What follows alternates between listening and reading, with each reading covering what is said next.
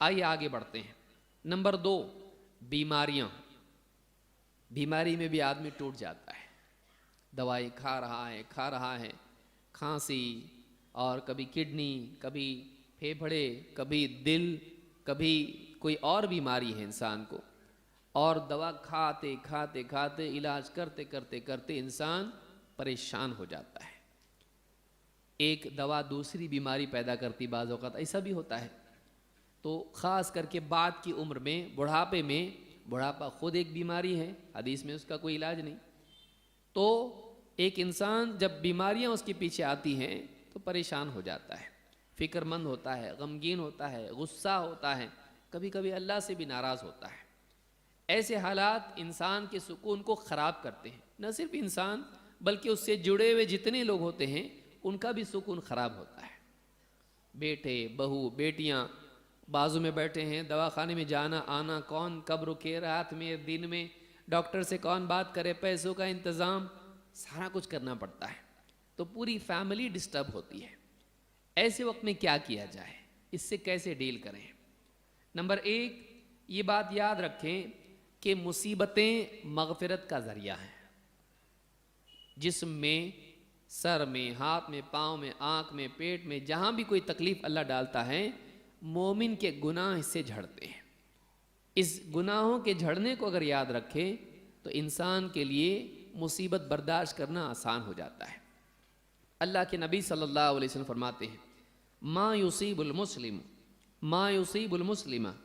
من نصب ولا وصب ولا ہم ولا حزن ولا اذى ولا غم حتى الشوكة يشاكها الا كفر اللہ بها من خطاياه۔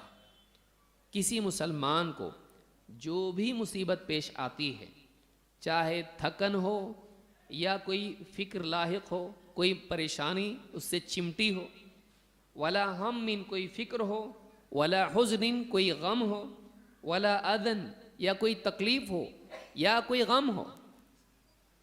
حزن حال کی اس کو کہتے ہیں، غم ماضی کے اس کو کہتے ہیں۔ تو ایک آدمی چاہے ماضی کا غم ہو یا حال کا غم ہو، یا اسی طرح سے کوئی فکر ہو یا کوئی پریشانی ہو، کوئی مصیبت ہو، کوئی تھکن کیوں نہ ہو، نصب تھکن کو کہتے ہیں، تو جب بھی یہ حالتیں پیش آتی ہیں، یہاں تک کہ ایک کانٹا بھی اس کو اگر چبھتا ہے تو اللہ تعالیٰ اس کے ذریعے اس کے گناہوں کو معاف کر دیتا ہے۔ حتی الشوکۃ یشاکوہا، ایک کانٹا بھی ایک مسلمان کو چبھتا ہے پاؤں میں تو اللہ تعالیٰ اس کانٹے کے ذریعے، اس تکلیف کے ذریعے اس کے گناہ کو معاف کر دیتا ہے۔ اگر آدمی جو بھی تکلیفیں اس پر آ رہی ہیں، بخار آیا، ہاں زکام ہے، سر درد ہے، پیٹ درد ہے، کوئی بھی تکلیف ہے، آدمی سوچے اس کے بدلے اللہ نے معلوم نہیں کتنے گناہ میرے معاف کر دیے۔ اگر ایسا سوچتا ہے، یا کوئی بڑی بیماری ہے، مسلسل ہر دن پریشان ہے، ہر دن اس کے گناہ معاف ہو رہے ہیں، ایک کانٹا چبھنے پر اللہ اگر مغفرت کریں تو بڑی بیماریوں پر کتنی مغفرت اللہ کی طرف سے ہوگی۔ تو اس کے دل میں بات رہے کہ ایسے بھی جانا تھا، ویسے بھی جانا تھا، لیکن اللہ دنیا میں جانے سے پہلے ہم کو پاک کر رہا ہے، ہم کو گندگی سے، دیکھیے گناہوں کی گندگی سے اللہ پاک کر رہا ہے۔ دنیا کی تکلیف چھوٹی، جہنم کی تکلیف بڑی، یہاں سے پاک ہو جائے گا، جہنم سے محفوظ۔ تو یہ اگر سوچتا ہے تو اس کے لیے تکلیف ہلکی ہو جاتی ہے۔ اس حدیث کو امام البخاری مسلم نے روایت کیا ہے۔ اسی طرح سے بیماری میں آدمی یہ سوچے کہ اللہ تعالیٰ جب کسی بندے سے محبت کرتا ہے تب اس پر پریشانی ڈالتا ہے، تو یہ چیز اس کے دل میں اللہ کی محبت اور بڑھائے گی، اللہ سے قرب پیدا کرے گی۔ اللہ کے نبی صلی اللہ علیہ وسلم فرماتے ہیں، ان عظم الجزاء مع عظم البلاء، بڑی جزا بڑی بلا کے ساتھ ہوتی ہے، بڑا بدلہ، انعام بڑی مصیبت کے ساتھ ہوتی ہے۔ جتنی بڑی مصیبت، اللہ اتنا بڑا انعام آخرت میں دے گا۔ وَإِنَّ اللَّهَ إِذَا أَحَبَّ قَوْمًا ابْتَلَاهُمْ، اللہ تعالیٰ جب کسی سے محبت کرتا ہے اسے مصیبت میں مبتلا کرتا ہے۔ فَمَنْ رَضِيَ فَلَهُ الرِّضَى وَمَنْ سَخِطَ فَلَهُ السُّخْطُ، تو جو اللہ سے راضی رہے اللہ بھی اس سے راضی ہو جاتا ہے، اور جو اللہ سے ناراض ہو جائیں اللہ بھی اس سے ناراض ہو جاتا ہے۔ اس حدیث کو امام الترمذی ابن ماجہ نے روایت کیا ہے۔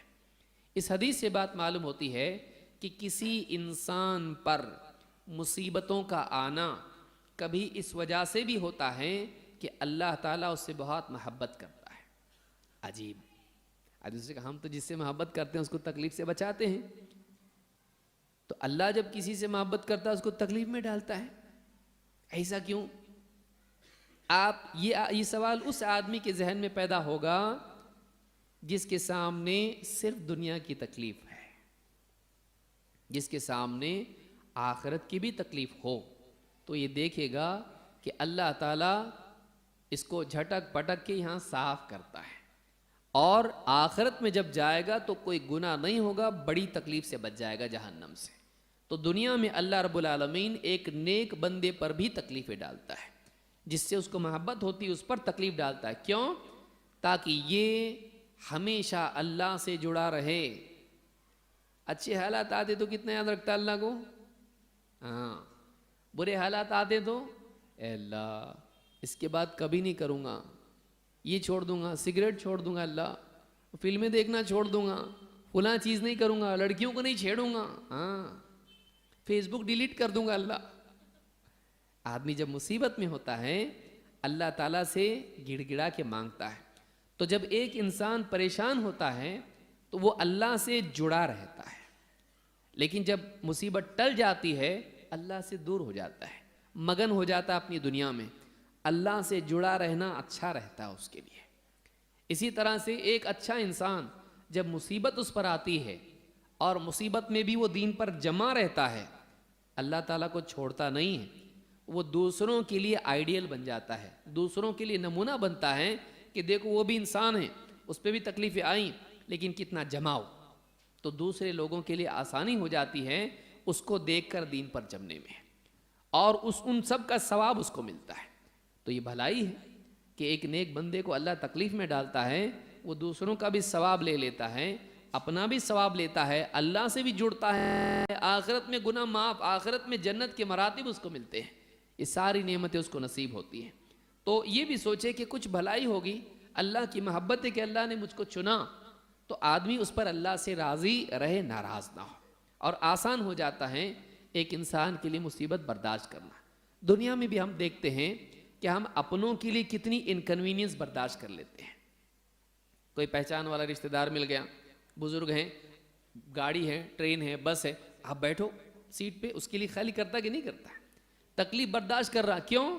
اس کی محبت کی وجہ سے, کہ بھئی اپنے ہیں یہ, ان کے دل میں محبت پیدا ہو جائے گی, ان کے لیے نہیں بیٹھوں گا ناراض ہو جائیں گے بزرگ.